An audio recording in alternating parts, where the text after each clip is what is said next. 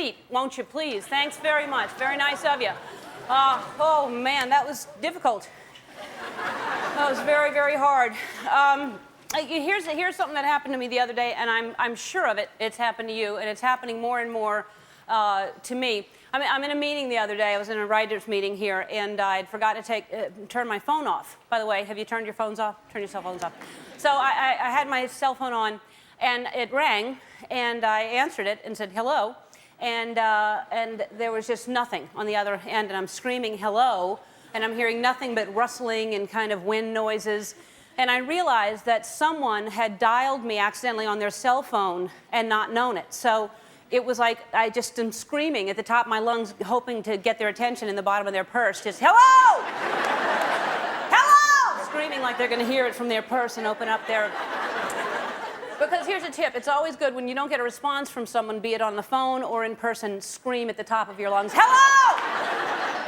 And it's also a good ab exercise. If you hold your stomach in, it's a yoga, actually. It's called Screaming Eagle. And anyway, and I realized they either sat on the phone or you know, put it in their pocket or something and accidentally dialed me. And there's nothing you can do except constantly scream hello, because you can't hang up and try to call them and tell them that they dialed you because they're on the phone with you, not knowing it. So you just stay on the phone, and then, of course, you're trying to listen for anything interesting at all that's happening. You know? And nothing interesting is happening except you screaming out once in a while, hello! And then you're trying to figure out who it is by, like, little clues. You just hear random words, like, I'll have more pudding, and you're like... No, that's just a freckle. What? That's ticklish. All these things just start coming out. And then you're realizing it's your friend who's a redhead at a hairdresser ordering more pudding. So anyway, I'm thinking it's too dangerous now, because this happens all the time to me from this one particular person, because it's in speed dial. It's too easy for someone to accidentally hit one number in a phone, and it speed dials someone, you know, and you don't know it. And they have these headsets now. All of the phone stuff is now, it's too much. The speed dial thing, and then the people are talking on the phone. They have the ear sets. They have the ear thing in there, and it's just a wire hanging down. And that I don't understand either. It's not like the phone is there. There's a mouthpiece way over there. They're driving, and they're just talking away, and the mouthpiece is hanging way over, you know, so that your hands are free, so you can play piano or whatever you want to do, juggle. But anyway, so I'm thinking we're not so far away, if we have to talk on the phone that much, we're not that far away from having phones surgically implanted into us. I think it's a matter of time before someone plants a little earpiece in our ear, in the lobe area. I'm Christian Science. I don't know the terms. So in the lobe, and then the mouthpiece would be, there would be a chip on your shoulder, literally a chip on your shoulder. And to make a call, you would just do something like that. Accidentally, you could dial somebody if you're looking in a bakery window. Ooh, those muffins look warm, and that's all someone hears on the other line. What? Who is that? You could do call waiting if you're talking to somebody like this, and then you just go, hold on, I'm getting another call. Hello? I'm gonna have to call you back. Hey. I say we should get back to simpler times. People used to communicate with smoke signals and drums and dancing. As a matter of fact, there's something I want to say to you right now.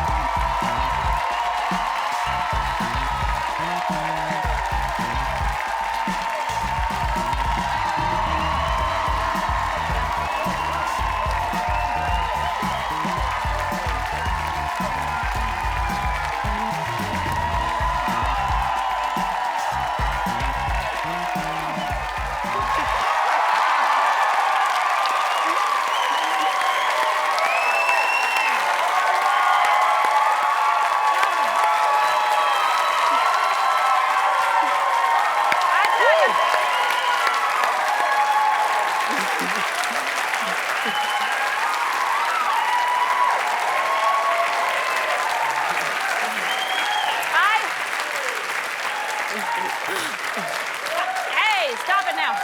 I actually got a little head sprung myself just now.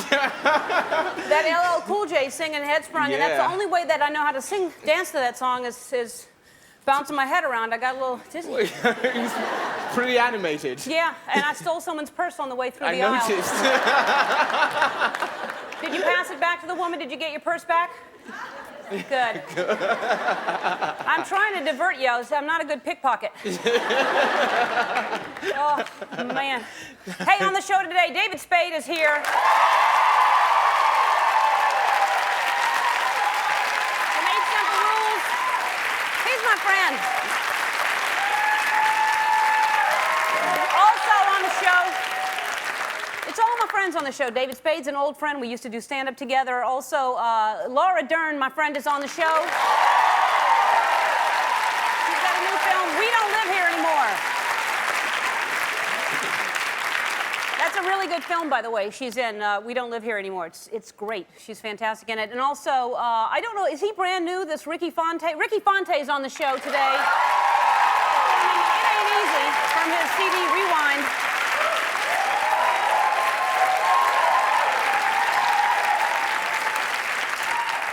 He's going to be my new friend. I don't know if this is his first CD, but they compare him to Al Green, and I listened to him in Soundcheck. He's great. He's fantastic. Hey, listen, Ray Charles would have been 74 years old today, and he has a new CD called Genius Loves Company, and it includes duets with artists like Norah Jones, Elton John, Bonnie Raitt, and in honor of his birthday, everybody in the audience is getting a copy of this CD.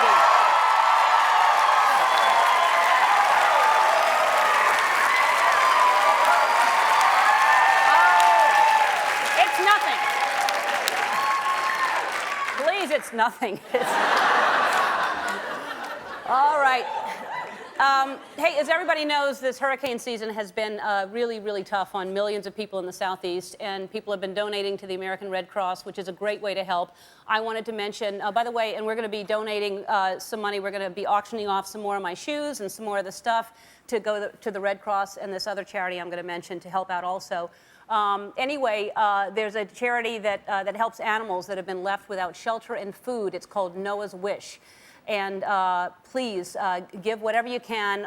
There's information on Noah's Wish and the Red Cross on our website if you're going to help, because there are a lot of animals, especially in West Virginia, that need help. So if you can help. All right. Hey, this is very exciting.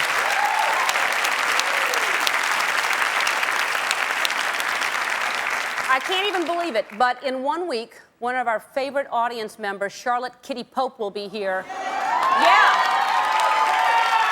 I can't believe it.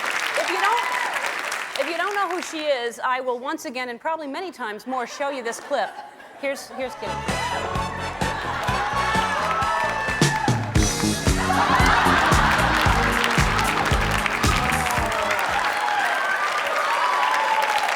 How long until Kitty gets here? Countdown to Kitty! 5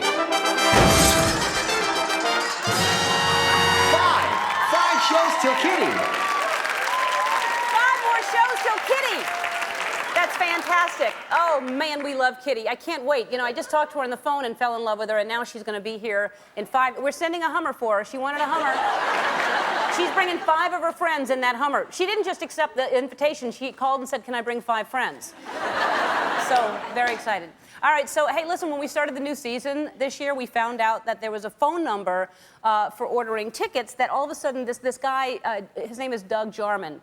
He sells office furniture, but he started getting tons and tons of calls of people wanting Ellen tickets, and somebody called and said, you know, there's a guy, I'm sure he's getting a lot of calls, you might want to change the number, whatever. So I decided on the show to call him. I'll just remind you of that right now. Hello. Huh? Hello. Hello. Who is this? It's Ellen DeGeneres. No, you got the wrong number. No. You got to dial 866. Doug. Hey, Doug. Yeah. Doug, this is actually Ellen DeGeneres calling. You're kidding me. No, I'm not. Somebody wrote and said that you get a lot of calls because it's close to the number that we give out for our tickets. Oh my God, you wouldn't believe how many calls you get. Please welcome Doug Jarman and his daughter Denise. Come on out.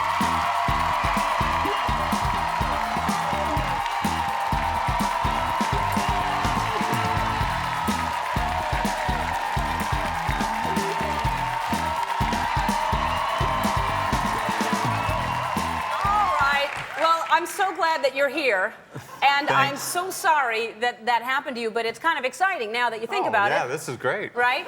Yeah. Now, are you still getting, because this happened a while ago, but are you still getting tons of calls? Just got 2 back there waiting for you. Really? Yes. Because well, you were explaining, because it goes, you have call forwarding and it goes to your cell phone. Yeah, exactly. So, while you're waiting back here, you get more calls. Just got 2 more. Well, you could have just transferred them to our ticket office here. Well, your audience was so loud they couldn't understand what I was saying, but I basically got in there. Try 866 Ellen Ticks. Oh, well, good. That's, Yeah. And maybe we'll, if they accidentally call us, we'll just refer them to you. If they want office furniture, please call me. That's fantastic. Now, how many would you say you get a day? I bet you I get about 15 to 30. Really? Yeah. Every single day? Yeah. Oh. Weekends too. Oh, man. That's aggravating. Well, you're You've got- popular. Yeah, well, but you've got such a good attitude about it. I like people. Yeah, well, So, that's great. Do you talk to telemarketers too? Do No. You just, okay. no, You don't like them that much. I don't like that. Yeah. Those people. Now, now here's what's weird. You were saying on the phone that your daughter is a fan, and she had my special, the HBO special, and got everybody together to watch it. And this was before you started getting calls? About the same time, huh? Yeah, about the same. Were you trying to educate him on who I was or something? Well, I did show him your DVD. So. To know who people were calling for. I just laughed most of the time. I Uh-huh. thought it was really funny. That's great. All right, so here's the thing I can't do. I can't stop the people calling. I just can't do that. But I can help when they call. I can change the message. First of all, what I want to do for you, Denise, is I want to give you a little gift basket. You've got the HBO special in there. look at You've got that. T-shirts. You've got the robe. You've got the book. So that's for you. Denise. All right. Wow, look at that. And Doug, Yes. what I want to do for you is we're going to give you an answering machine, and what I've done is I've taken the liberty to leave my own message on it. So if people call, this is what seriously, we're giving you one. This is what I left on there. Hi, you've reached Ellen and Doug and Denise. We're too busy to come to the phone right now. Well, I am. I don't know what Doug and Denise are doing. I'm sure he's busy and she's probably at school. I don't know. I just met him. Anyway, if you're calling for tickets to my show, hang up and dial 866 Ellen Ticks. If you need office furniture, be it a desk, a chair, a lamp, a lovely pencil holder, then leave a message for Doug. You can also leave a message for Denise. I'm sure she'll be home eventually. Those crazy teenagers. That's great. I thought it was the least we could do. That's funny. That's going to be great. All right. And then, because we want to give you a plug, because you sell really nice office furniture, so we didn't want to just have you on the show. Bring out the office furniture. We're going to try to advertise some of that today. Oh, it's excellent. A&J. Look how beautiful it is from Harbor City, California. This is what I sell. Yeah, that's it. Look how beautiful that is, That's right? nice stuff. There's a beautiful leather chair for $800 for a senior executive. No one else can sit in it. And 3-shelf bookcase, fantastic, and contemporary style computer desk. So if you want any of that, if you're looking for office furniture, it's the least we can do is help you out. It's 1-800-355-DOUG. Doug. 1-800-355-DOUG. All right? All right, don't go away. My friend David Spade is going to be here when we come back. We'll be right back. You know our first guest from Saturday Night Live and Just Shoot Me. He currently stars in the ABC sitcom 8 Simple Rules. Please welcome back the hilarious David Spade.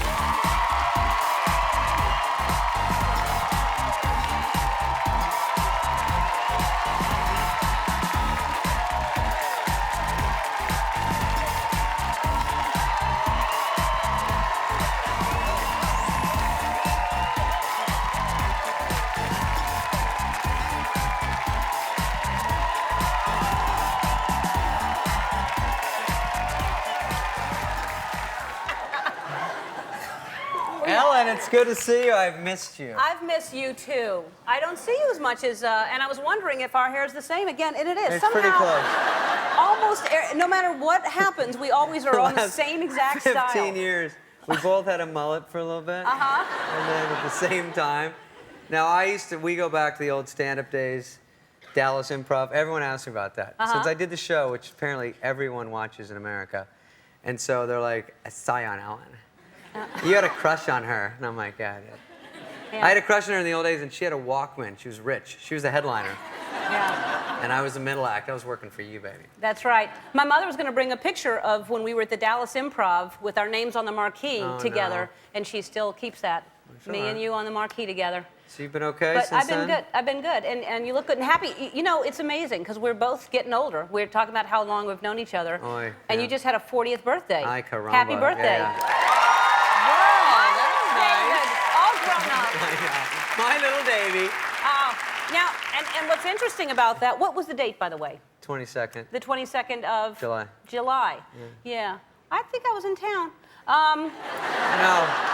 I was in town, and I hear about, it was fabulous, and Rob Lowe was there, and Ashton Kutcher, and Demi Moore, and all these people are there. No, it was fun. I'll get to that. Sounds like it. No, it actually wound up being fun. No, we had a... Even with all those people. We had a little chocolate fountain. We had a karaoke band. We have like a live band, and then you get to sing. So Rob Lowe did Play That Funky Music, White Boy, and John Lovitz did Teen Spirit, and Ashton and I did. It was like 2 in the morning, and I had probably 1 or 2 drinks at this point. But yeah. And so You're a slow drinker. I go, hey, let's do Bon Jovi, Dead or Alive. And he goes, what's that one? Where it goes, Wanted, Dead or Alive. And I go, yeah. He goes, I can do the backup part. And I go, sweet, I'll do the whole thing. I'm gonna rock it out.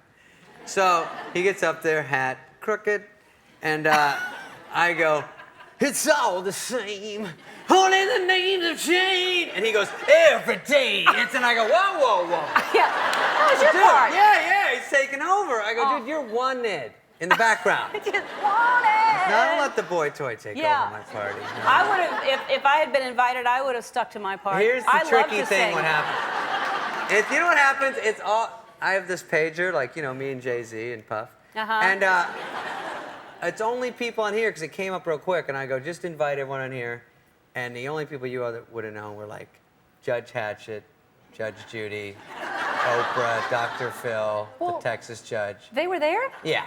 But other than that, it was only close friends. Other than that, but no, no, I'm kidding. That's all daytime.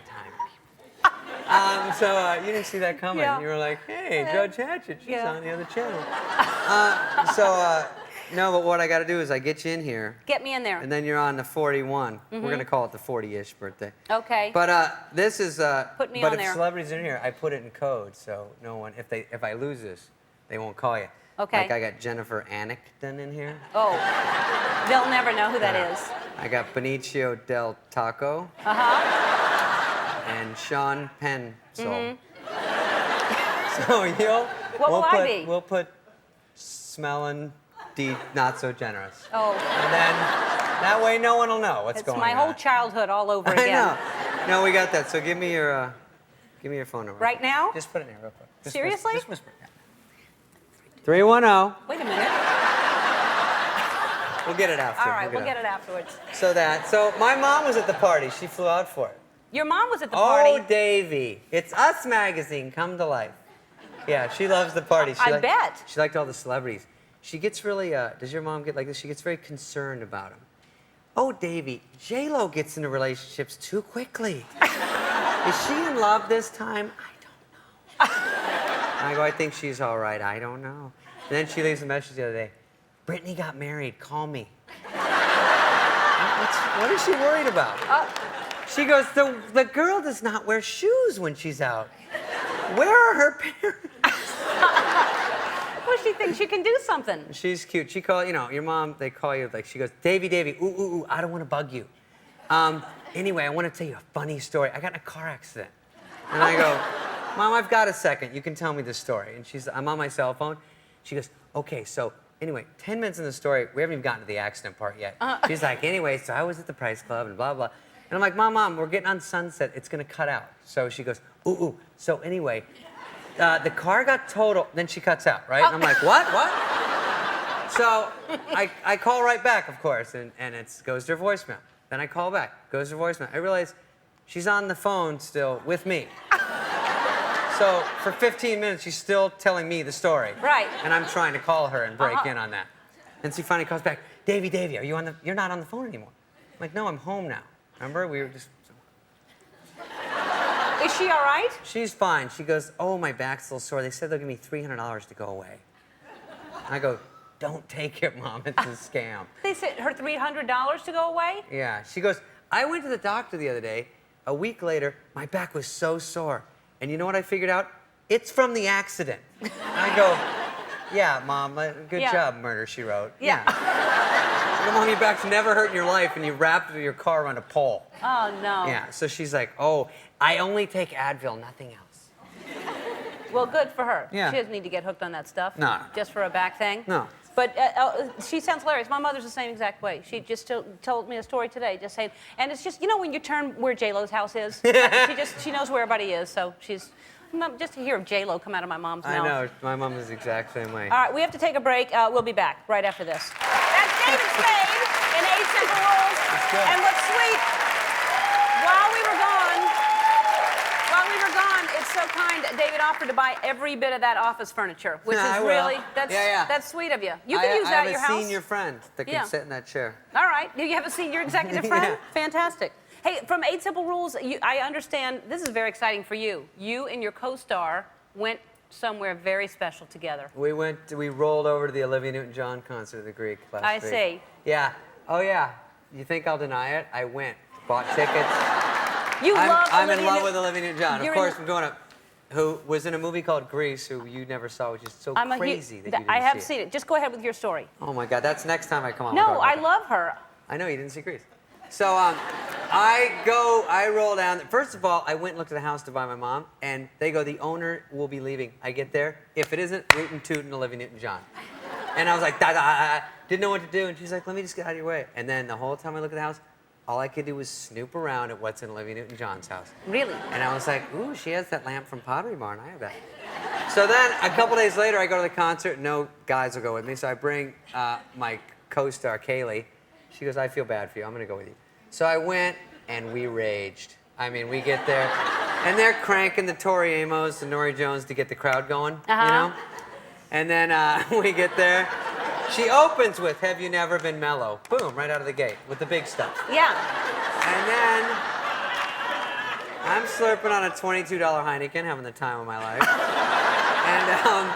And then people are giving her stuff. Everyone's in love with her. So this guy walks up there with a flower, and he's like, and she's trying to do I Honestly Love You, which give her a second. Give her some room, you know? Yes. And then he's like, she won't look at him. So he's in the front row, and she's in the middle, so he's like, I'll just scooch down. And everyone's like, dude, sit down. We can't see her. And she's trying not to look at him going, have you never been?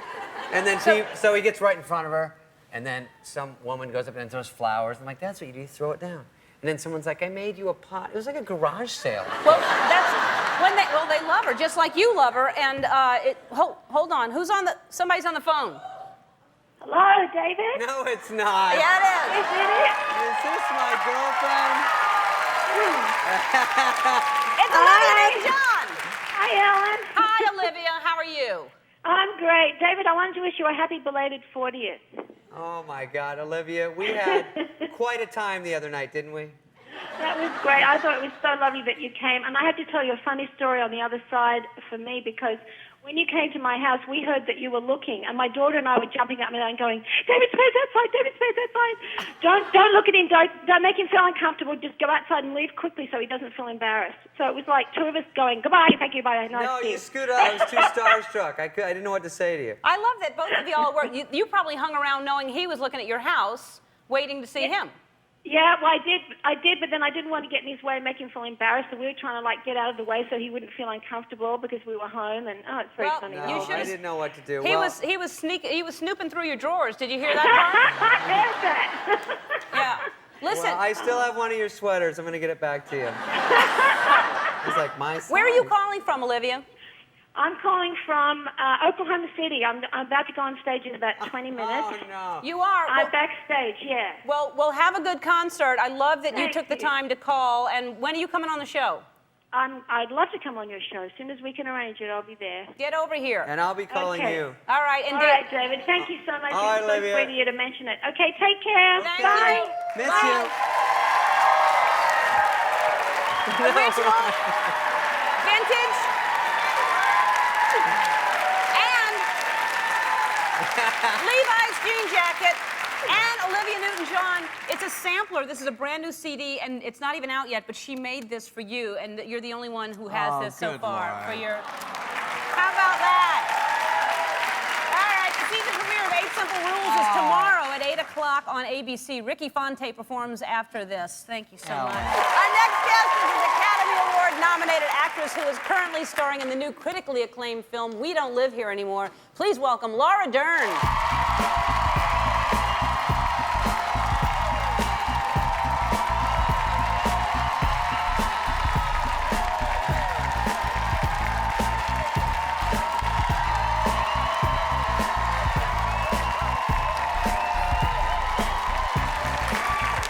Now, again, I stress I'm Christian Science, but I'm no doctor, but I believe you're pregnant. You would be right, miss. That is absolutely correct. Now, how far along when's the baby due? In December, so I'm about 7 months. Mm-hmm. December what? Like early? Mid, yeah, like mid-December. Mid? Early to mid. Well, and amazingly, they do define their own time. I have to sort of sit back and... Because this is your second. Yeah. So, and was the first one early, late, what? Early, a couple of weeks early. So we'll see what happens. I'm trying to pace myself, but I've been very lucky. The dad is Ben Harper, who I love, the singer Ben Harper.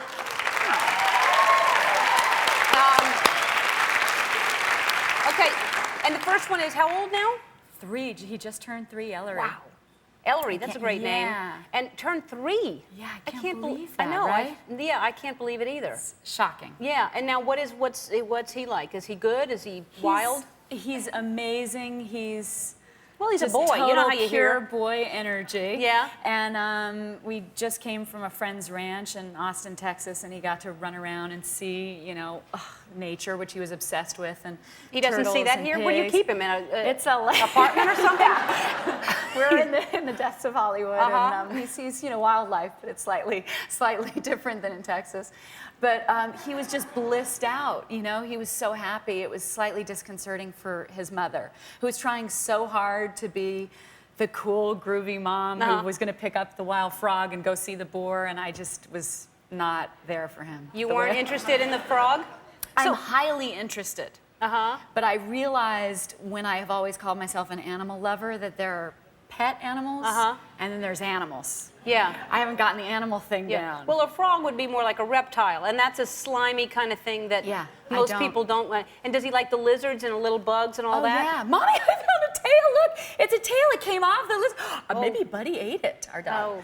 Fascinated. I'm, just absolutely horrified and not serving a motherly Or maybe he just purpose. yanked the tail off of something. Maybe it's running around. He's not knowing with how to catch things quite. Right. But that's the first thing you teach him is to just grab the tail and yank and then it. Just pull it off. Yeah. It's not. So.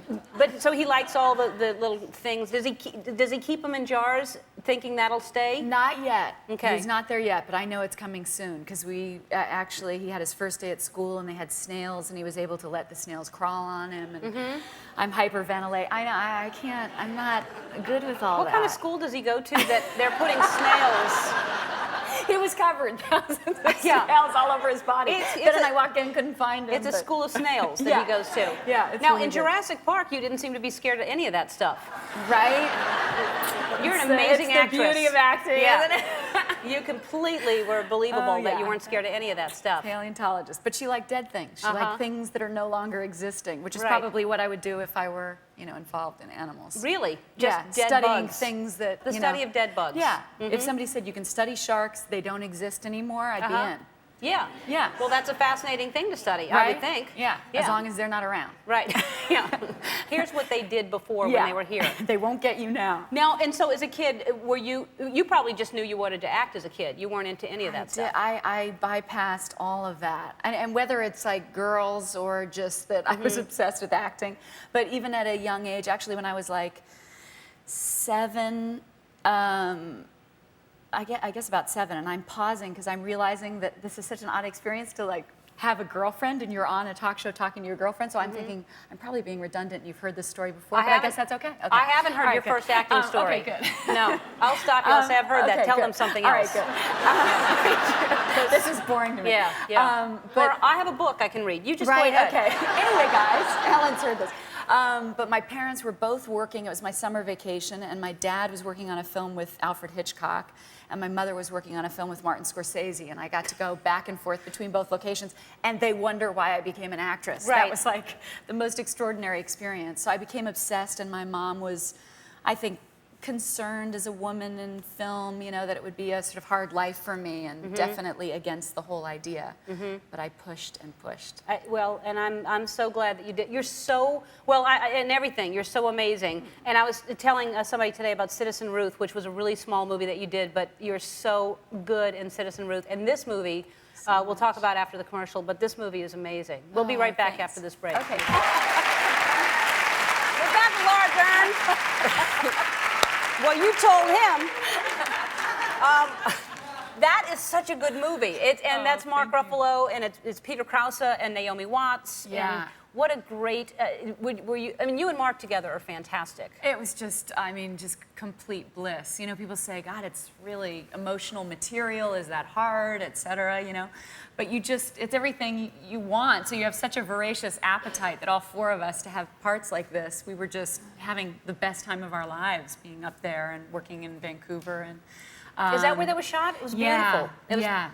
It is. It's a very emotional and heavy, and especially the contrast between the two homes of how you lived and how Naomi Watts and Peter Krause lived. And I just love, I mean, nobody's getting it right. It's such a pleasure to be part of a movie and to see movies where it's human behavior. It's not about anything but real life and what we're all struggling with. And betrayal comes in all kinds of forms in relationship, and how to learn to communicate and consciously behave in a partnership is, I think, what the lesson of the film is for the people in it. For the characters. It really is. It's so good, and you're so good, as I said, in everything. And was it hard for you to watch certain scenes of yourself because you were so intense in that? It is. I mean, one thing I know we have talked about in terms of Citizen Ruth, actually, which is around the time we first met. I know, for me, it's the thing I love the most, playing really challenging people, to find empathy for them and to understand them and all of that. But then when you see the movie and you're outside of the experience of it, you know, they're messed up folks, the people I play.